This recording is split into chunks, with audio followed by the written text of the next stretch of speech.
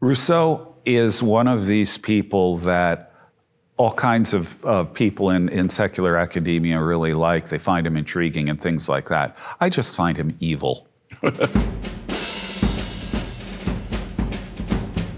In one of C.S. Lewis's essays, he in a passing comment calls Rousseau father of the Totalitarians.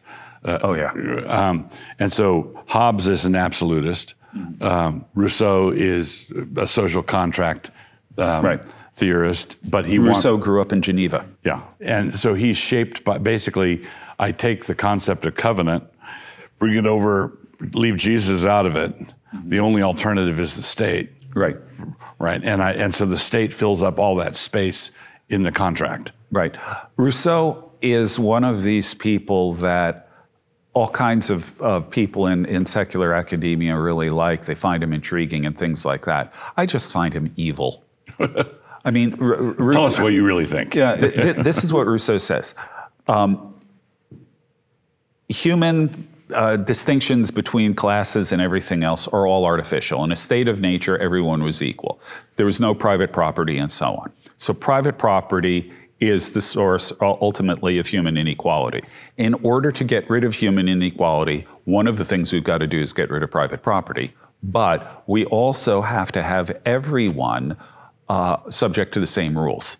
Right. And what that means is that everyone, from the king on down to the peasant, they all need to submit themselves to the general will. Right. And true freedom is then found in submitting yourself to the general will. What that means is that, again, using Rousseauian language, the final determination of your interests has to come from the general will. Right. Translation: if you get married, who you marry, how many children you have, what job you work, all of these kinds of things, you have to submit to the general will. Right. And that is true freedom. Right.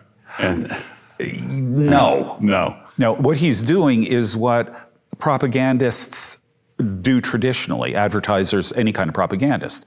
They pick a word that has good emotional connotations to it. Freedom. Redefine it out of all recognition of its standard meaning. It has nothing to do with the normal meaning that people have for the word freedom, but then they keep using the word freedom and rely on the emotional connections you have with that word to carry the argument rather than the content of what you're saying. And the textbook illustration of that is 1984, Big Brother. Exactly. Yes. And Rousseau is doing exactly the same thing.